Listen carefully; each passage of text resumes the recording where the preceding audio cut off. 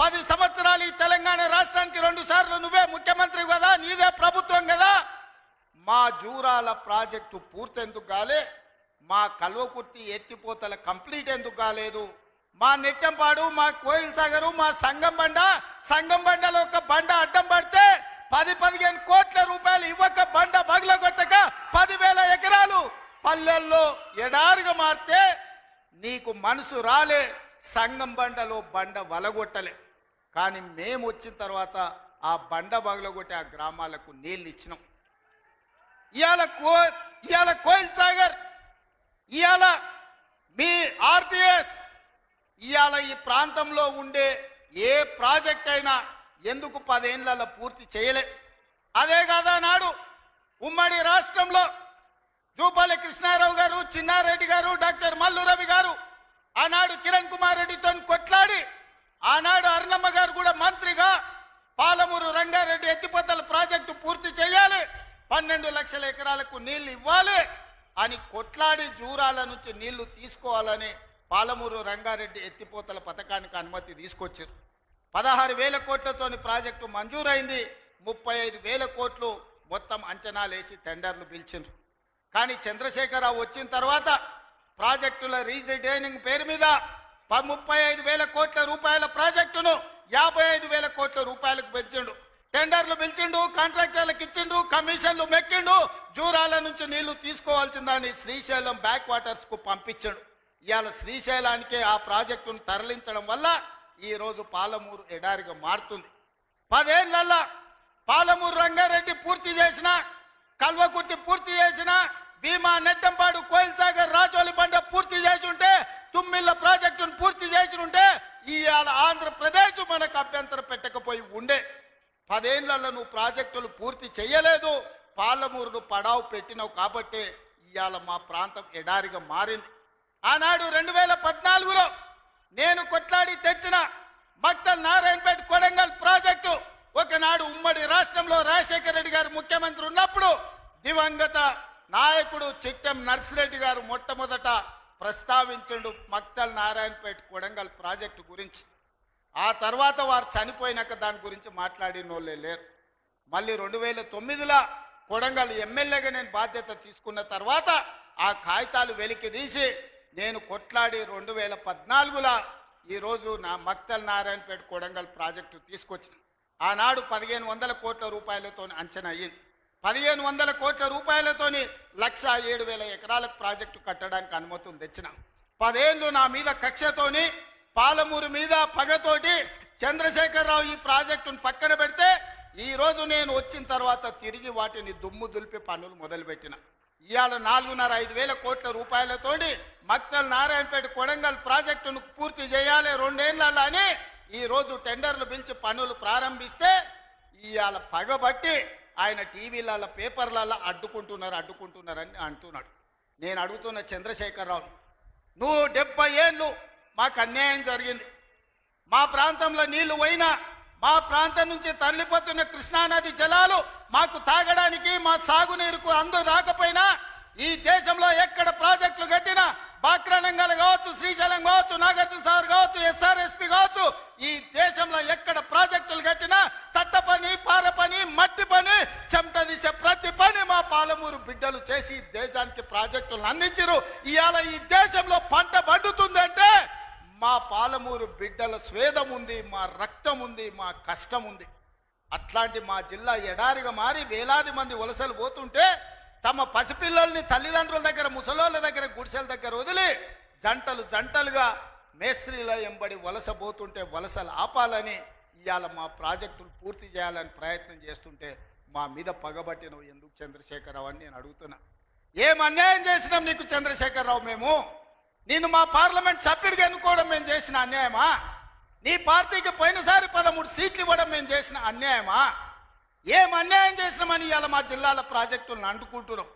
ఈ 10 ఏళ్లలో నువ్వు పాలమూరు రంగారెడ్డి ఎత్తిపోతలు పూర్తి చేసినుంటే ఇవాళ చంద్రబాబు నాయుడుతో పంచాయతీ ఎందుకు వస్తుండే? ఆనాడు నువ్వు వైఎస్ రాజశేఖర రెడ్డి ముఖ్యమంత్రి ఉన్నప్పుడు ఆనాడు పోతిరెడ్డిపాడు పక్క 4,000 క్యూసెక్స్ నుంచి 40,000 క్యూసెక్లకు పెంచింది రాజశేఖర రెడ్డి గారికి ఊడిగం చేసింది. రాజశేఖర రెడ్డి చెప్పులు మోసి కృష్ణానది జలాలను రాయలసీమకు తరలించడానికి అనుమతించింది సన్నాసివి నువ్వు కాదా చంద్రశేఖరరావు? ఆనాడు నువ్వు ఊడిగం చేసి రాజశేఖర రెడ్డి పోతిరెడ్డి పాడు ద్వారా నీళ్లు తరలించకపోయాడు కృష్ణానది జలాలు. మళ్ళీ ఆయన కొడుకు జగన్మోహన్ రెడ్డి ముఖ్యమంత్రి అయిన తర్వాత ఇదే ప్రగతి భవన్, ప్రజల స్వేదంతో నిర్మించిన ప్రగతి భవన్ అధికారిక కార్యాలయానికి వైఎస్ కొడుకు జగన్మోహన్ రెడ్డిని పిలిపించి పంచభక్ష ప్రమాణాలు పెట్టి 6 గంటలు చర్చించి రాయలసీమ ఎత్తిపోతల పథకం రచించింది నువ్వు కాదా? ఇది ద్రోహం కాదా? ఆనాడు రాజశేఖర రెడ్డితో కలిసి పోతిరెడ్డిపాడు ద్వారా కృష్ణానది జలాలను సీమకు తరలించకపోతుంటే హారతిచ్చింది నువ్వు కాదా? ఆనాడు మంత్రివర్గంలో నీ మంత్రులు లేరా? హరీష్ రావు గారు ఆ మంత్రివర్గంలో మంత్రి కాదా అని నేను ఇవాళ అడుగుతున్నా.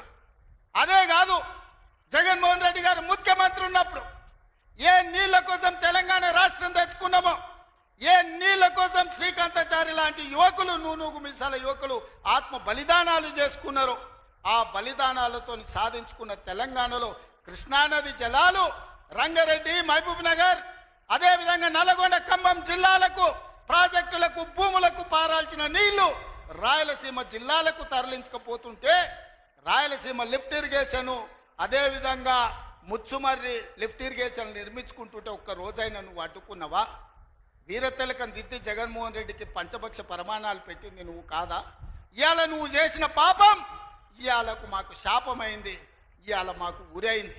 ఇవాళ తొందరలోనే రాయలసీమ లిఫ్ట్ ఇరిగేషన్ పూర్తి అయితే రోజుకు 10 టీఎంసీలు, రోజుకు 10 టీఎంసీలు అంటే ఒక్క నెల రోజులు మన కళ్ళు మూసుకుంటే 300 టీఎంసీలు శ్రీశైలం మొత్తం తరలించకపోవడానికి, మలుపుకపోవడానికి ఇవాళ పునాదులు వేస్తే ఆంధ్రప్రదేశ్ ప్రభుత్వం వీర తిలకం దిద్ది కాంట్రాక్టర్ దగ్గర కమిషన్ల కోసం కక్కుర్తిపడ్డది నువ్వు కాదా చంద్రశేఖరరావు? ఆనాడు సాగునీటి పారుదల శాఖ మంత్రి హరీష్ రావు కాదా అని నేను అడుగుతున్నా.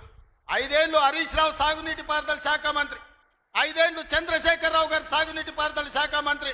మరి నేను ఇవాళ అడుగుతున్నా, పాలమూరు అక్కడనే ఉంది, కల్వకుర్తి అక్కడనే ఉంది, భీమా ఎండిపోయింది, కోయిల్ సాగర్ ఆరిపోయింది, ఈ రోజు ఆర్డీఎస్ అట్లనే ఉండిపోయింది. మా ప్రాజెక్టులు ఎందుకు పూర్తి చేయలే? మా పాలమూరు కష్టాలు ఎందుకు తీరవలేదని నేను అడుగుతున్నా. ఈ నీళ్లు మాకు నాగరికతను ఎందుకు తేలే? ఈ నీళ్లు మాకు పసిడి పంటలు ఎందుకు తీయలే? ఈ నీళ్లు మాకెందుకు కన్నీళ్లు మిగిలిచ్చినాయని నేను అడుగుతున్నా. ఈ నీళ్లు మా భూములు ఎడారుగా మారడానికి, ఈ నీళ్లు మా ప్రజలు వేలాదిగా వలసలు పోవడానికే పనికొచ్చినాయి తప్ప మా జీవితాలలో వెలుగులు వచ్చినాయని నేను అడుగుతున్నా. ఈ పాపం నీది కాదా చంద్రశేఖరరావు? ఈ పాపం నీదే కదా? 10 ఏళ్ళు వచ్చిన తెలంగాణ రాష్ట్రంలో 2 లక్షల కోట్ల రూపాయలు సాగునీటి ప్రాజెక్టుల కోసం ఖర్చు పెట్టినావు కదా. 1,00,000 కోట్లు కాళేశ్వరం కట్టినావు, 1,00,000 కోట్లల్లా 1,000 కోట్లు మింగినావు. కట్టిన కాళేశ్వరం కుప్పగూలిపోయింది. ఇంతకంటే దిక్కుమాలిన ప్రాజెక్ట్ ఇంకెక్కడైనా ఉంటుందా అని నేను చంద్రశేఖరరావుని అడుగుతున్నా. ఇవాళ మా ప్రాజెక్టులు పడావు పెట్టి మా నిధులు నీళ్ళేమో రాయలసీమ తరలించకపోయింది, నిధులేమో నువ్వు తరలించకపోయినావు, పదవులేమో నీ ఇంట్లోకి వచ్చినాయి, పాపాలేమో మాకు వచ్చినాయి. ఇవాళ ఈ పాపాలు, ఈ కష్టాలు ఎంతకాలం మేము ఎదుర్కోవాలని నేను అడుగుతున్నా. అందుకే మిత్రులారా, ఇవాళ మన మీద పగబట్టిండు. 10 ఏళ్ళు ముఖ్యమంత్రి ఉన్నాయన, మన పరిపాలన బాగలేదంటుండు. నేను అడుగుతున్న ఇక్కడికి వచ్చిన సోదరుని, తెలంగాణ ప్రజల్ని, 10 ఏళ్ళు కేసీఆర్ ముఖ్యమంత్రి ఉన్నాడు, 12 ఏళ్ళు నరేంద్ర మోడీ ప్రధానమంత్రి ఉన్నాడు. ఇవాళ చర్చకు సిద్ధమా? కిషన్ రెడ్డి గారు మీ పార్టీ ప్రెసిడెంట్గా నువ్వురా, కేంద్ర మంత్రిగా నువ్వురా, చంద్రశేఖరరావు గారు ప్రతిపక్ష నాయకుడిగా నీ పార్టీ ప్రెసిడెంట్గా నువ్వురా, కాంగ్రెస్ పార్టీ నుంచి ముఖ్యమంత్రిగా నేను వస్తా. 12 ఏళ్ళు మోడీ పరిపాలన మీద, 10 ఏళ్ళు చంద్రశేఖరరావు పరిపాలన మీద, 12 నెలల మా పరిపాలన మీద, ప్రజా పరిపాలన మీద చర్చ చేయడానికి నేను సిద్ధంగా ఉన్నా. చర్చలో ఓడితే ముక్కు నేలకు రాస్తా అని చెప్పి నేను ఈ సందర్భంగా సవాలు విసురుతున్నా. ఇవాళ నేను అడుగుతున్నా, మాకు అవకాశం వచ్చింది, మా జిల్లాకు అవకాశం వచ్చింది, మేము ఎవరినో అడుక్కోవడం, ఎవరి ముందల్లో చేయి దాచడం కాదు. ఇవాళ మా పాలమూరు జిల్లాకే ఒక అవకాశం వచ్చింది. మా ప్రాజెక్టులు మేము పూర్తి చేసుకోవద్దా? మా మక్తల్ నారాయణపేట కొడంగల్ ఎత్తిపోతల పథకాన్ని మేము కట్టుకోవద్దా? మా పాలమూరు రంగారెడ్డి పూర్తి చేసుకోవద్దా? మా కల్వకుర్తి పూర్తి చేసుకోవద్దా? మా భీమా పూర్తి చేసుకోవద్దా? మా నెట్టంపాడు పూర్తి చేసుకోవద్దా? మా కోయిల్ సాగర్ పూర్తి చేసుకోవద్దా? మా జూరాల పూర్తి చేసుకోవద్దా? మా తుమ్మిళ్ళ ప్రాజెక్టు పూర్తి చేసుకోవద్దా? మా ప్రాంతం అభివృద్ధి చెందొద్దా అని చంద్రశేఖరరావుని అడుగుతున్నా. ఏది తీసినా, ఏది పెట్టినా వద్దు అనే తప్ప నీ నోటి నుంచి ఒక్క మాట అయినా మంచి మాట వచ్చిందా అని నేను అడుగుతున్నా. ప్రాజెక్టులు కట్టొద్దంటివి, భూములు సేకరించొద్దంటివి, పరిశ్రమలు పెట్టొద్దంటివి. లగచర్లలో పరిశ్రమలు అంటే కలెక్టర్లను చంపడానికి చూస్తేవి. మాకు పరిశ్రమలు వద్దా? మా జిల్లాకు ప్రాజెక్టులు వద్దా? మా జిల్లాలో నీళ్లు పారొద్దా? మా పంటలు పండొద్దా? మా రైతులు బాగుపడొద్దా? మేము మంచి బట్టలు కట్టుకోవద్దా? మేము బుక్కెడు బువ్వ తినొద్దా? మేము సమాజంలో గౌరవంగా బతకొద్దా? చంద్రశేఖరరావు, నువ్వు సమాధానం చెప్పని నేను వేదిక మీద నుంచి అడుగుతున్నాను. మాకు ఆత్మగౌరవం లేదా? మేము మీలాక దొరలు కాకపోవచ్చు, కానీ మేము రైతు బిడ్డలమే కదా. మేము గౌరవంగా బతకాలని కోరుకోవడం తప్ప మా ఆడబిడ్డలు వాళ్ళ పిల్లల్ని చదివించుకోవాలనుకోవడం ఏమన్నా నేరమా? ఎందుకు అడ్డుకుంటున్నారు నువ్వు, నీ కొడుకు, నీ అల్లుడు అని నేను అడుగుతున్నాను. 12 నెలలు కానీ ప్రభుత్వం అప్పుడే దిగిపోవాలంటున్నాడు. 10 ఏళ్ళలో నువ్వు చెయ్యని పనులు మేము చేసినాం కదా. ఏం బాగలేదు పాలన. ఆయన కొడితే గట్టి కొడతాడంట. ఆయన కొడితే ఎంత గట్టి కొడతాడంట అంటే ఇక అది చెప్పనలవి కాదంట. నేను అడగదలుచుకున్న మా సోదరుని, అయ్యా ఆయన గట్టి కొట్టడానికి ఫుల్లా ఆఫా? ఏంది గట్టి కొట్టడానికి? ఏం కొడతాడు ఆయన? కొడితే గిడితే ఓ ఫుల్లు ఓ ఆఫ్ గట్టి కొట్టగలడు. అంత మించి గట్టి కొట్టేది ఏందుంది? 10 ఏళ్ళు నువ్వు గట్టి కొట్టేటోని ఆయన ఉంటే, నిజంగానే నువ్వు గట్టి కొట్టాలంటే డ్రగ్స్ పార్టీలు ఫామ్ హౌస్లలో చేస్తున్న నీ కొడుకును వంగబెట్టి గట్టి కొట్టు, వానికి బుద్ధి వస్తుంది. ఢిల్లీలో లిక్కర్ దందాలు చేసి తెలంగాణ గౌరవాన్ని తీసిన నీ బిడ్డను దౌడ మీద అంగబెట్టి గట్టి కొట్టు. తెలంగాణ పరువు తీసినందుకు గట్టి కొడితే వస్తుంది. కాళేశ్వరం పేరు మీద 1,00,000 కోట్లు మింగిన నీ అల్లుని దౌడ మీద అంగబెట్టి కొట్టు గట్టిగా. అప్పుడు వానికి బుద్ధి వస్తుంది, సిగ్గు వస్తుంది. తెలంగాణను ముంచినందుకు గట్టి కొట్టేది ఉంటే నీ ఇంట్లో కొట్టు, వాళ్ళని దారిలో పెట్టు. కాంగ్రెస్ను గట్టి కొడతా అంటే మా కాంగ్రెస్ పార్టీ కార్యకర్తలు ఊరుకుంటారా? రా, ఎంత గట్టి కొడతావో చూద్దాం. పొంకణాల పోసిగానికంట 3 ఎట్లంట 36 దొడ్లంట. వెనకడికి పొంకణాలు చెప్పేటోడు. 10 ఏళ్ళు నువ్వే ఉన్నావు కదనే. 10 ఏళ్ళలో నిన్ను ఇవ్వడం చేయొద్దన్నాడా? ఇవాళ మేము 12 నెలల ఏమి చేయలేదు అంటున్నాడు. నేను అడుగుతున్న ఇక్కడికొచ్చిన మా ఆడబిడ్డల్ని, అక్క 500 రూపాయలకు సిలిండర్ వస్తలేదా? ఆర్టీసీ బస్సులో ఉచితంగా మీరు బస్సు ఎక్కుతారని టికెట్ అడుగుతురా? ఆ ఎల్ల అమ్మగారింటికి పోవాలంటే ఇంటి ఆయన కిరాయి పైసలు అడగాలి. అమ్మవారి గుడికి పోవాలంటే పక్కింటోళ్ళు తోడు రావాలి. ఇవాళ 500 రూపాయల సిలిండర్, ఆడబిడ్డల కార్తీలో ఉచిత ప్రయాణం, 200 యూనిట్లు ఈరోజు ఉచితంగా కరెంటు, 25,50,000 రైతులకు 21,000 కోట్ల రూపాయల రైతు రుణమాఫీ చేసినాం. రైతు భరోసా కేసీఆర్ ఎగనామ పెడితే వచ్చిన ఎంబడే 7,625 కోట్ల రూపాయలు ఇవాళ రైతు భరోసా మొదటి విడత ఇచ్చినాం. రెండో విడత ఈరోజు రైతు భరోసాల 10,000 కోట్ల రూపాయలు, ఎకరాకు 12,000 సంవత్సరానికి ఇవాళ మనం మొదలు పెట్టినాం. మార్చి 31 లోపల ఈరోజు రైతు భరోసా నిధుల్ని రైతుల ఖాతాలో వేయదలుచుకున్నాం. నిరుద్యోగ యువకులకు 55,000 ఉద్యోగాలు ఇచ్చినాం. ఇవాళ ఆడబిడ్డలకు, మహిళా సంఘాలకు పాఠశాలలు నిర్వహించుకోనికి అమ్మ ఆదర్శ పాఠశాల ఇచ్చినాం. ఇవాళ పాఠశాల పిల్లలకు బట్టలు కుట్టే పని ఆడబిడ్డలకు ఇచ్చినాం. ఇవాళ 1000 మెగావాట్లు సోలార్ విద్యుత్తు ఆడబిడ్డలకు ఇవాళ నిర్వహించుకోవడానికి ఇచ్చినాం. ఇవాళ మహిళా సంఘాలకు 600 బస్సులు కొని ఆర్టీసీకి ఇవాళ కిరాయిలకు పెట్టే అవకాశం మా ఆడబిడ్డలకు ఇచ్చినాం. ఈ రకంగా చెప్పుకుంటూ పోతే ఈరోజు కొడంగల్ నారాయణపేట లిఫ్ట్ ఇరిగేషన్ మహబూబ్ నగర్కు తీసుకొచ్చినాం. 5,000 కోట్ల రూపాయలతో కొడంగల్ అభివృద్ధి పనులు, 1000 కోట్లు ఇవాళ నారాయణపేటలో అభివృద్ధి పనులు తీసుకున్నాం. పాలమూరు ప్రాజెక్టు పూర్తి చేయాలని ఇవాళ ముందుకు పోతున్నాం. ఈ రకంగా మేము వచ్చిన తర్వాత ఇంతకుముందే పొంగులేటి శ్రీనివాసరెడ్డి గారి నేతృత్వంలో ఆనాడు ఆగిపోయిన ఇందిరమ్మ ఇల్లు మళ్ళీ ప్రారంభించి నియోజకవర్గానికి 3,500 కాదు, అవసరమైతే 5,000 ఇల్లు ప్రతి నియోజకవర్గానికి 5 లక్షల రూపాయలు పేదవాడు ఇల్లు కట్టుకోవడానికి ఇవాళ ఉచితంగా ఇస్తున్నాం. నువ్వు ఎన్ని డబుల్ బెడ్రూమ్ ఇండ్లు ఇచ్చినావు 10 ఏళ్ళని నేను అడుగుతున్నా. సంవత్సరంలో 5 లక్షల ఇండ్లు మేము ఇస్తాం.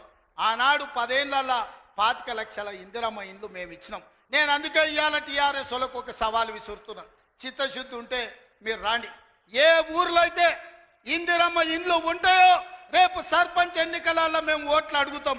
ఏ ఊర్లో మా ఇందిరమ్మ ఇండ్లు లేవో మేము ఎన్నికల్లో పోటీ చేయం.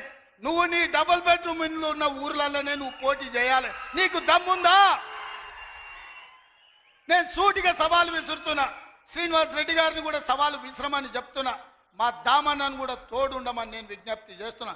ఏ ఊర్లో ఇందిరమ్మ ఇండ్లు ఉన్నాయో మేము ఆ ఊర్లోనే పోటీ చేస్తాం. ఏ ఊర్లో డబుల్ బెడ్రూమ్ ఇండ్లు ఉన్నాయో గా ఊర్లోనే బీఆర్ఎస్ వాడు పోటీ చెయ్యాలి. దానికి సిద్ధమైతే మా సవాల్ని స్వీకరించి మాట్లాడు. నువ్వేం చేసినావు, మేమేం చేసినావు ప్రజలకు అర్థమవుతుంది. అందుకే ఇవాళ ఆర్టీసీలో బస్సు అయినా ఆడబిడ్డలకు 200